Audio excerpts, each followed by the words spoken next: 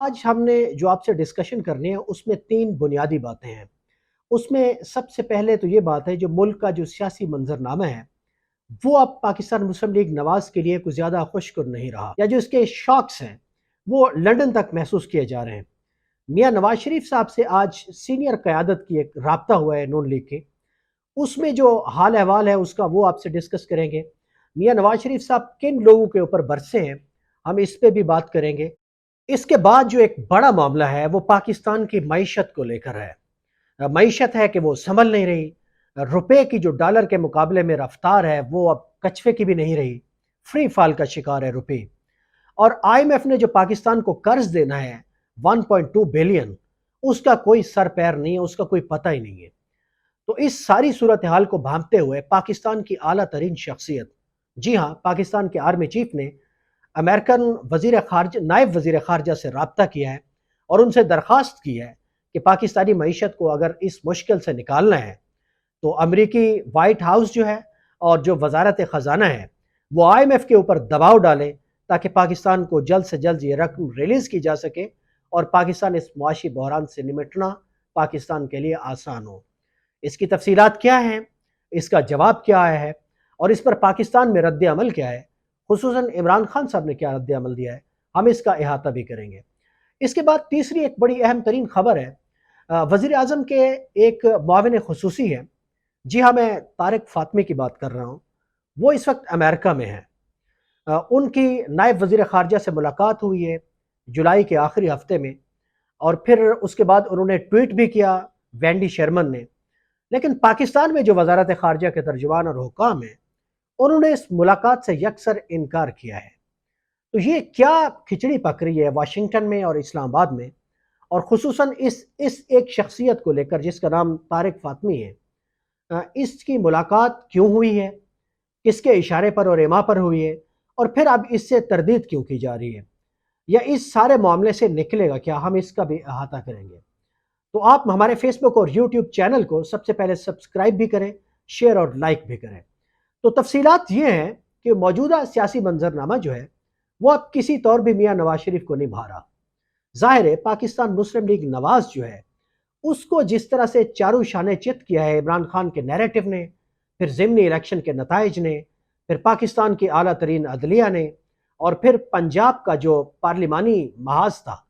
اس میں جس طرح کی سبکی اور شکست ہوئی ہے، جس طرح شریف خاندان کا لاڈلا وزیر اعلیٰ پچھلے 2 ماہ میں 3 دفعہ وزیر اعلیٰ بنا اور بالآخر اب اسے گھر جانا پڑا ہے، یہ جو صورتحال ہے اس نے پی ایم ایل این کی جو صفحے ہیں ان کو درہم برہم کر دیا ہے۔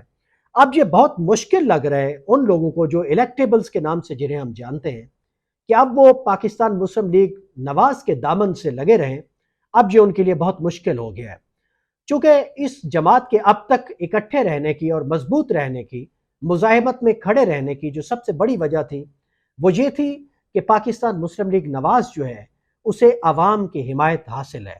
جو الیکٹیبلز تھے وہ سوچتے تھے کہ کم از کم ہم اقتدار میں نہ بھی آئے تو کم از کم عوام کی تائید اور حمایت سے ہم دوبارہ انہی اسمبلیوں کے اندر آ جائیں گے، اور بالآخر ایک ایسا وقت بھی آئے گا کہ میاں نواز شریف اور ان کی جماعت بالآخر اقتدار میں ہوگی تو ہم اپنے نقصانات کا تب ازالہ کر لیں گے۔ لیکن اب حقائق یہ ہیں کہ وہ جو عوامی تائید اور حمایت تھی الیکٹورل، اس پر نقب لگ چکی ہے۔ وہ ساری حمایت الیکٹورل بیلٹ کی جو ہے وہ اب عمران خان کے کھاتے میں چلی گئی ہے، نیریٹو بھی اس کا پریویل کر رہا ہے، اور اب پنجاب کی جو اسمبلی ہے اس میں وزیر اعلیٰ اور سپیکر بھی ان کا ہے، اور پنجاب ہر حوالے سے انتظامی طور پر اب عمران خان صاحب کی جیب میں چلا گیا ہے۔ تو یہ جو صورتحال ہے اس نے لاہور اور رائیونڈ سے لے کر لندن میں بیٹھے ہوئے جو شخص ہے میاں نواز شریف، ان کو بھی پریشان کر دیا ہے۔ ان کی راتوں کی نیند اب ختم ہو چکی ہے، کیونکہ پنجاب ان کا سیاسی گڑھ تھا جس میں پہلی دفعہ عمران خان نے براہ راست ان کے ساتھ واردات کی ہے۔ تو آج جو تفصیلات ہیں میرے پاس، جس طرح سے نواز شریف صاحب نے اپنی مرکزی قیادت کو جس طرح ڈانٹا ہے، اصل میں تو ان کے کیپٹل کا لاس ہوا ہے نا، ان کی سیاست کو نقصان ہوا ہے۔ مزاحمت کی جو ان کی سیاست تھی وہ اب کہیں دکھائی نہیں دے رہی، اور جو مفاہمت کے علم بردار تھے وہ صرف اسلام آباد تک محدود ہو گئے ہیں۔ تو میاں نواز شریف کو در حقیقت یہی احساس ہے کہ ان کے خاصا مفصل ہاتھ ہوا ہے۔ تو انہوں نے آج کی ملاقات میں مفتاح اسماعیل کو اور ان جو معاشی پالیسی ساز تھے پی ایم ایل این کے، جو اس دعوے کے نقیب تھے کہ ہمیں اقتدار میں آ جانا چاہیے اور بس کچھ دنوں کی بات ہے ہم اس ملک کی کایا پلٹ دیں گے اور پی ایم ایل این کو ہم ایک وکٹوریس کے طور پر پاکستان کی عوام کے سامنے رکھیں گے، تو آج میاں نواز شریف در حقیقت ان لوگوں کے اوپر برسے ہیں۔ انہوں نے، میری اطلاعات یہ ہے کہ انہوں نے ڈانٹا ہے مفتاح اسماعیل کو کہ آپ نے تو کہا تھا کہ ڈالر زیادہ سے زیادہ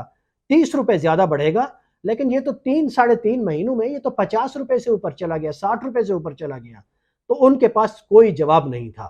یہ جو صورتحال ہے اب پی ایم ایل این کے اندر، یہ در حقیقت اب ایک بڑے جو ہے نا ایک کرائسس کی طرف جاری ہے۔ پارٹی کے اندر اب جو ایک اصل مارکا برپا ہونا ہے، اس سے پہلے جو مریم نواز کا جرنلزم میں، صحافیوں میں جو ایک ہراول دستہ ہے، اس نے در حقیقت اب علم اٹھا لیا سب سے پہلے وہ میاں نواز شریف کی اما کے اوپر، مریم نواز کی خواہش کے اوپر، وہ جو ایک مفاہمت کا بیانیہ ہے، یا جو جس طرح سے یہ پارٹی اقتدار میں آئی ہے اور دوبارہ اسٹیبلشمنٹ کے پیچھے جو ہے وہ لٹ لے کر دوڑ پڑے ہیں، تو یہ جو ایک منظر نامہ بن رہا ہے یہ بہت دلچسپ ہوگا، اور یہ در حقیقت ہمیں بتا رہا ہے کہ عمران خان کے ہاتھوں جس طرح کی شکست نواز شریف کے بیانیے کو اور ان کی پولیٹیکل جو ایک ان کا کیپٹل تھا اس کے اوپر پنجاب میں پڑی ہے، تو یہ اس کا جواب ہے۔ لیکن حقیقت یہ ہے کہ زمانہ قیامت کی چال چل گیا ہے، اور میاں صاحب ابھی تک لندن میں بیٹھے پاکستانی ڈاکٹروں کے اشارے کا انتظار کر رہے ہیں، جب ان کو اشارہ ملے گا تو پھر وہ پاکستان میں آئیں گے۔ ہمارے پاس جو دوسری بڑی خبر ہے کہ پاکستانی آرمی چیف نے نائب وزیر خارجہ وینڈی شرمن سے رابطہ کیا ہے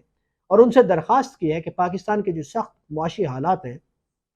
اس میں اب یہ لازمی ہے کہ وائٹ ہاؤس اور وزارت خزانہ کے جو حکام ہیں امریکہ میں، وہ آئی ایم ایف کے اوپر دباؤ ڈالیں تاکہ وہ پاکستان کے لیے اپنی جاری جو قسط ہے اس کو جاری کر سکیں، کیونکہ ان حالات میں جس طرح سے ڈالر کے مقابلے میں پاکستانی روپی گر رہا ہے اور جس طرح سے پاکستانی معیشت کی صورتحال ہے، انفلیشن جس طرح سے سکائی راکٹنگ ہے، ملک میں کوئی صورتحال بہتر نہیں ہے جو عوام کے حق میں ہو۔ پاکستان کو اس وقت ایک اپنی تاریخ کے سب سے بڑے بحران کا سامنا ہے۔ اس وقت پاکستان میں شدید بارشوں سے سیلاب ہے